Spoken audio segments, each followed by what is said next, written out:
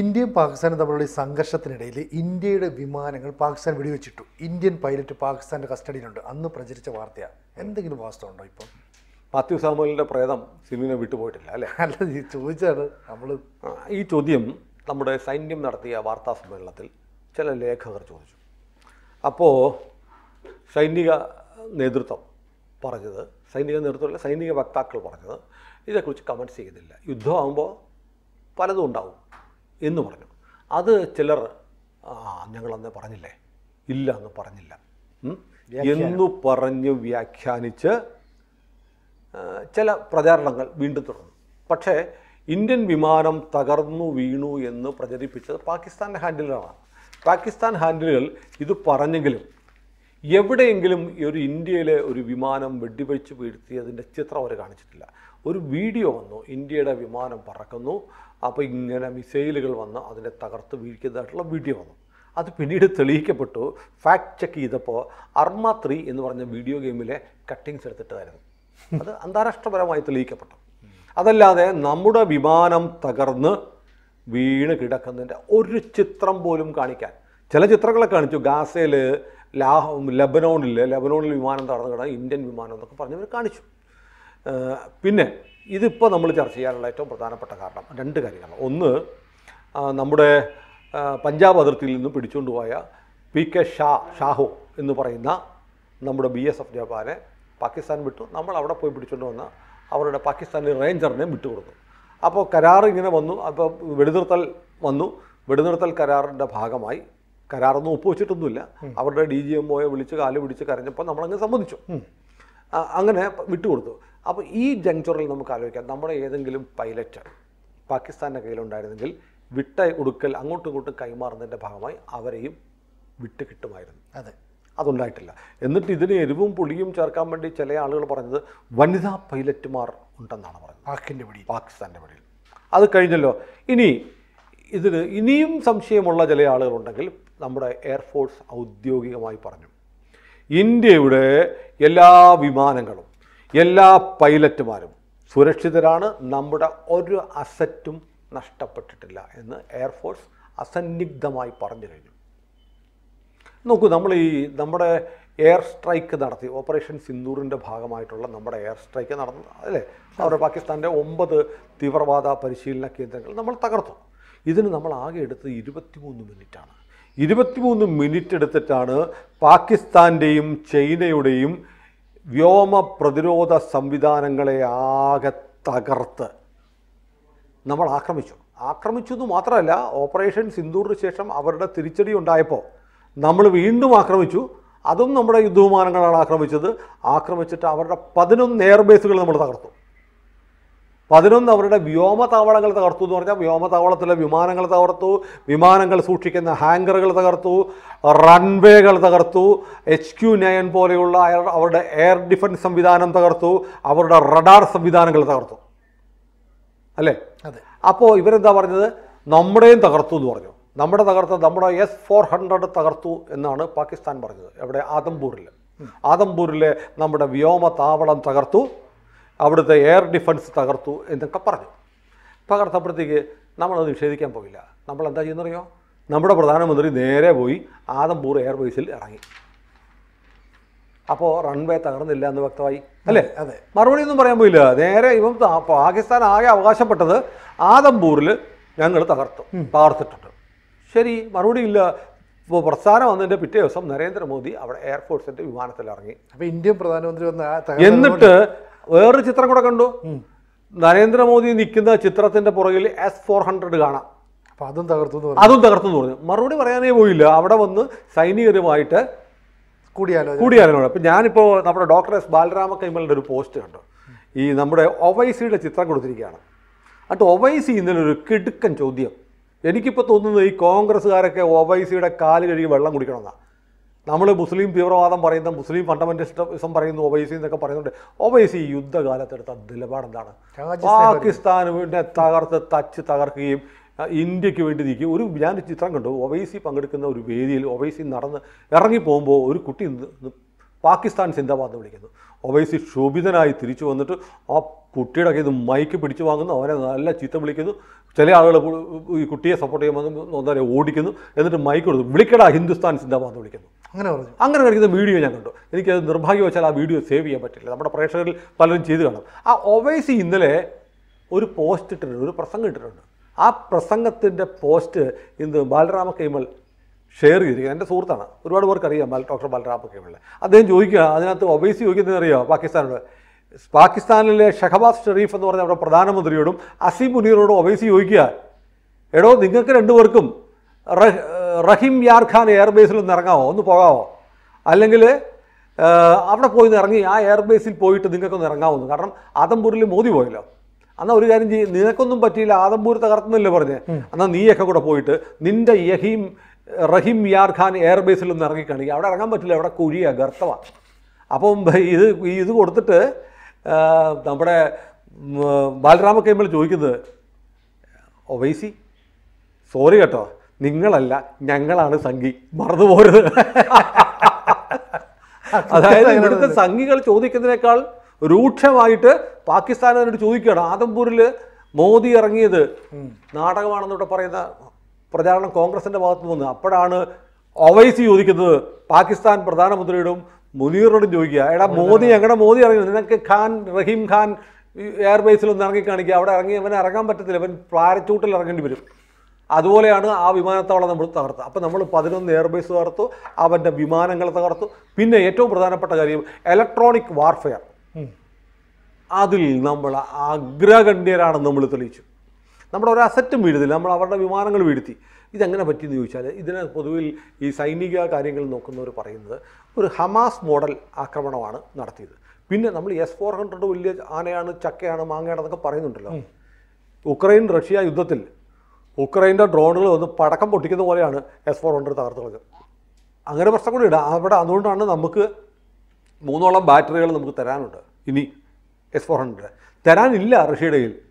റഷ്യയുടെ അതിർത്തിയിൽ മോസ്കോയിൽ വരെ പോയി ഡ്രോൺ പോയി അടിക്കുന്നു. S-400 അവിടെ ഉണ്ടല്ലോ. അപ്പോൾ നമ്മൾ ഇതിനൊക്കെ മുഴുവൻ ക്രെഡിറ്റും S-400 നമ്മൾ വ്യോമ പ്രതിരോധം ഉണ്ടാക്കിയെന്ന് പറഞ്ഞാൽ തെറ്റാണ്. അങ്ങനെയില്ല. നമ്മൾ ചേർത്തത് ഒരു multi level integrated air defence system നമ്മൾ S-400 ഉണ്ട്, ഇപ്പുറത്ത് ആകാശമുണ്ട്. അങ്ങനെ പല S-400 പിടിച്ചാലേ അടുത്ത ആകാശം പിടിക്കും. അങ്ങനത്തെ ഒരു വ്യോമ പ്രതിരോധ നിര നമ്മളുണ്ടാക്കി. നമ്മുടെ ആകാശമൊക്കെ S-400 far far far better ആയിരുന്നു. നമ്മൾ ആകാശത്തെക്കുറിച്ച് പറയാതിരിക്കുക. S-400 അല്ല, S-400 കൊള്ളാവുന്ന സാധനമാണ്, സംഭവിച്ചു. പക്ഷേ ഉക്രൈനിലെ പിള്ളേർ പൊട്ടിച്ച് കളഞ്ഞുകൊണ്ടിരിക്കുക.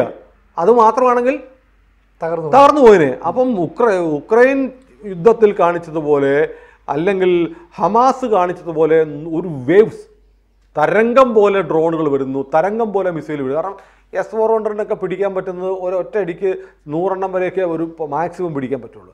500 വന്നാൽ എന്ത് ചെയ്യും? ബാക്കി 400 വരും. ഇതാണ് പലപ്പോഴും ഇസ്രായേലിൽ വന്ന് വിടുന്നത് അല്ലേ. അവിടുത്തെ എയർപോർട്ടിൽ വരെ മിസൈൽ വന്ന് വീണു പാർക്കിംഗ് ഏരിയയിൽ. കാരണം പിടിക്കാൻ പറ്റുന്നില്ല. പക്ഷെ നമ്മൾ എന്ത് ചെയ്തു? നമ്മൾ ഒരു നിര റെഡിയാക്കി. Integrated air defence system multi ലെവലിൽ നമ്മൾ ഉണ്ടാക്കി വെച്ചു. അതുകൊണ്ടാണ് നമുക്കിതിനെ ചെയ്യാം. അപ്പം നമ്മൾ S-400 മാത്രം ആശ്രയിച്ചില്ല, നമ്മുടെ സ്വന്തം സംവിധാനങ്ങളും കൂടെ ഒരുക്കി. ഒന്ന് പഴച്ചാൽ അടുത്തതെന്ന് സ്റ്റെപ്പ് ബൈ സ്റ്റെപ്പ് ഉണ്ടാക്കി വെച്ചിട്ടാണ് ചെയ്തത്. അപ്പോൾ മാത്രമല്ല നമ്മൾ ചെയ്തത് എന്താണ്? പാകിസ്ഥാൻ്റെ ഹൈ വാല്യൂ അസറ്റുകൾ, ഏറ്റവും വിലയേറിയ HQ-9 എല്ലാം നമ്മൾ അടിച്ച് തകർക്കാൻ വേണ്ടി നമ്മൾ ചെയ്ത വളരെ ടാക്റ്റിക്കലായിട്ടാണ്. നമ്മൾ സ്കൈ സ്ട്രൈക്കർ ഇസ്രയേലുമായി ചേർന്ന് നമ്മൾ നിർമ്മിച്ചിരിക്കുന്ന കമിക്കസി ഡ്രോണുകൾ, ആത്മഹത്യാ സ്ക്വാഡുകൾ അല്ലേ, ഈ ജപ്പാൻകാരുടെയാണ്. ഇത് കമിക്കസി എന്ന് പറഞ്ഞ വാക്ക് ഞാൻ പറഞ്ഞല്ലോ. പണ്ട് 2ാം ലോക മഹായുദ്ധകാലത്ത് ജപ്പാൻകാർ ഈ പൈലറ്റുമാർ സ്ഫോടക വസ്തു വിമാനത്തിൽ നിറയ്ക്കും, എന്നിട്ട് ഈ വിമാനം കൊണ്ടുപോയി ഇടിച്ചിറക്കും. ചാവേറാക്രമണം. അതിൽ നിന്ന് പോയി ഇടിച്ച് കൊല്ലുന്ന ഡ്രോണുകളുണ്ട്. അതാണ് കമിക്കസി ഡ്രോണുകൾ. ഇതിനകത്ത് ആയുധം 10-20 കിലോ വരെയുള്ള സ്ഫോടക വസ്തു. ഇവൻ നേരെ ക്യാമറയും മറ്റ് സെൻസറും GPS ഒക്കെ വെച്ച് ഇവൻ അങ്ങോട്ട് പോവുകയാണ്. ഫേസ് റെക്കഗ്നൈസേഷൻ വരെ ഉണ്ടെന്ന്. ഒരാളെ തട്ടാൻ അവനെ വരെ ഫേസ് നോക്കി വരെ ആക്കുക. അവന് ഫീഡ് ചെയ്ത് കൊടുത്താൽ പിന്നെ ആ സെറ്റിലേക്ക് പോകും. ആ സാധനം അവിടെ ഇല്ലെങ്കിൽ ഇവൻ വായുവിൽ നിൽക്കും, വരുന്നവരെ നിൽക്കും. എന്നിട്ട് ഇവൻ പടയുന്ന അവിടെ വീണ് ഇവനും ചാവും, ആ ഏറിയ തകർക്കും. അങ്ങനെ നമ്മൾ കമിക്കസി ഡ്രോണുകൾ അയച്ച് ഇവരുടെ മിലിറ്ററി ഇൻസ്റ്റലേഷൻ, റഡാർ സംവിധാനങ്ങൾ, റൺവേകൾ, ഒക്കെ തകർത്തിട്ടാണ് നമ്മൾ വ്യോമാക്രമണം നടത്തിയത്. ഈ കമിക്കസി ഡ്രോണുകൾ അയക്കുന്നതിൻ്റെ, അല്ലെങ്കിൽ സ്കൈ സ്ട്രൈക്കർ, നമ്മളതിൻ്റെ പേരങ്ങനെയാണല്ലോ, സ്കൈ സ്ട്രൈക്കർ അയക്കുന്നതിൻ്റെ ഗുണം എന്ന് പറഞ്ഞാൽ അതിന് $500 വിലയുള്ളൂ. ഈ സാധനം അങ്ങോട്ട് പോയിട്ടാണ് $500 വിലയുള്ള സാധനം പോയിട്ടാണ് $1 മില്യൺ ഉള്ള ടാങ്കുകളും മിസൈൽസ് പ്രതിരോധ സംവിധാനമൊക്കെ തകർക്കുന്നത്. കുറഞ്ഞ ചിലവ്, കൂടുതൽ റിസൾട്ട്. അതാണ് നമ്മളെടുത്തത്. അപ്പോൾ നൂർ ഖാൻ തകർത്തു, റഹീം യാർ ഖാൻ ബേസ് തകർത്തു. ഇതെല്ലാം നമ്മൾ തകർത്തത് ഈ കമിക്കസി ഡ്രോണുകൾ, സ്കൈ സ്ട്രൈക്കേഴ്സ് ഉപയോഗിച്ചിട്ടാണ്. ഇങ്ങനെ നോക്കൂ, ഇതിനകത്ത് ഏറ്റവും പ്രധാനപ്പെട്ട കാര്യം, നമ്മൾ ഈ സർക്കാരിനെ കുറിച്ച് വലിയ ആക്ഷേപം പറഞ്ഞു. മിലിറ്ററി രംഗത്തേക്ക് പ്രൈവറ്റൈസേഷൻ കൊണ്ടുവരുന്നു, വലിയ ആക്ഷേപമായിരുന്നു. നോക്കൂ, നമ്മുടെ സ്വകാര്യ സഹകരണത്തോടെയാണ് നമ്മുടെ ആയുധങ്ങൾ ഉണ്ടാക്കുന്നത്.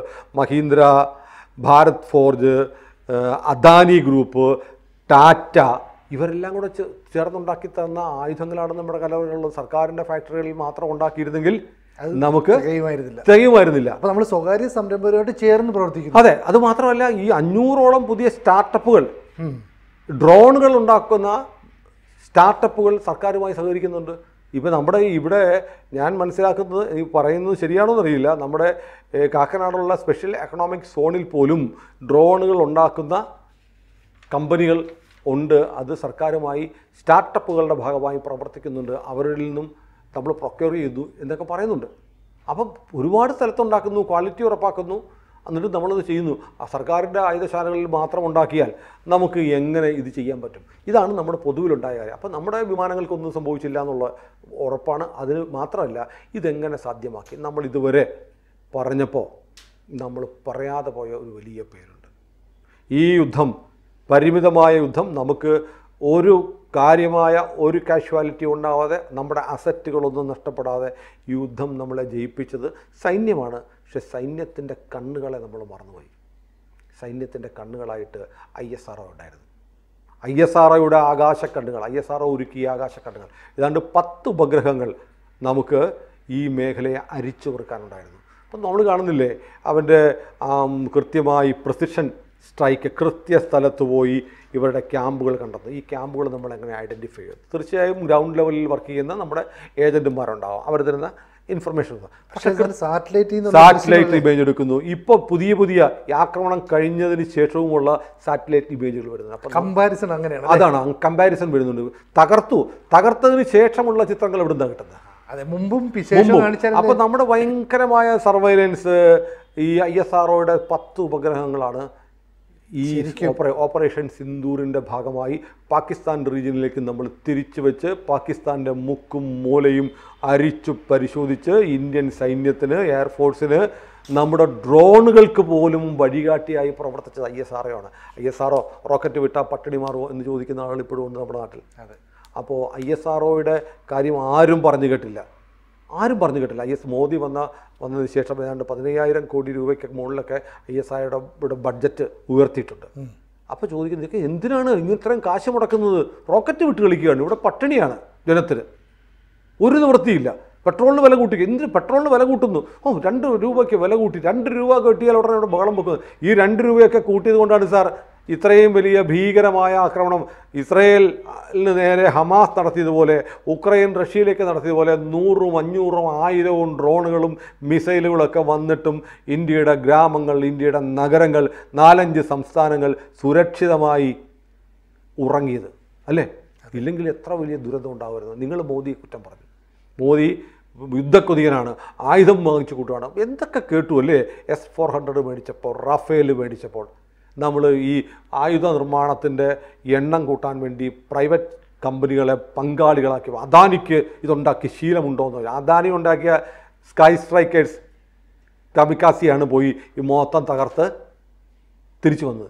അപ്പോൾ ഇതൊക്കെ വിമർശിച്ചവർക്കൊക്കെ ഇനി എന്ത് പറയാം? അതുകൊണ്ട് മനസ്സിലാക്കുന്ന ഒരാളുണ്ട്, 2 പേരുണ്ട്. ഒന്ന് നേരത്തെ പറഞ്ഞ ഒവൈസി, പിന്നെ ശശി തരൂർ. യാഥാർത്ഥ്യബോധത്തോടെ ഭാരത സർക്കാരിൻ്റെ നിലപാടുകളെ മനസ്സിലാക്കുകയും ദേശീയതയുടെ ഭാഗമായി ഞങ്ങൾ ഇന്ത്യക്കാരനാണെന്നുള്ള വികാരം ഉയർത്തിപ്പിടിച്ച് നമ്മുടെ സർക്കാർ എടുത്ത നേട്ടങ്ങളെ അഭിമാനപൂർവ്വം സല്യൂട്ട് ചെയ്യുകയും ചെയ്തത് സത്യത്തിൽ ഇന്ത്യയിലെ 2 നേതാക്കന്മാരേ ഉള്ളൂ. ഒന്ന്, നമ്മൾ ഒരുപാട് വിമർശിക്കുന്ന പല കാര്യങ്ങളിലും നമുക്ക് അഭിപ്രായ വ്യത്യാസമുള്ള ഒവൈസി, പിന്നെ ശശി തരൂർ, ഇത് റിയൽ സ്റ്റേറ്റ്സ്മാൻ. അതാണ്. അപ്പോൾ നമുക്ക് ഈ ധൈര്യമായി പറയാം, നമുക്കൊന്നും നഷ്ടപ്പെട്ടിട്ടില്ല, നമ്മൾ മുഴുവൻ നേടിയിട്ടേ ഉള്ളൂ. പക്ഷേ നമ്മൾ ഓർമ്മിക്കേണ്ട പേരുകൾ നമ്മൾ മറക്കാൻ പാടില്ല. ISROയ്ക്ക് നമുക്കൊരു ഒരു അത്യുജ്വലം സല്യൂട്ട് നമുക്ക് കൊടുക്കണം. കൂടുതൽ വാർത്തകളും വിശേഷങ്ങളും നിങ്ങളിലേക്ക് എത്താൻ ABC മലയാളം സബ്സ്ക്രൈബ് ചെയ്യുക, ബെൽ ബട്ടണും അമർത്തുക.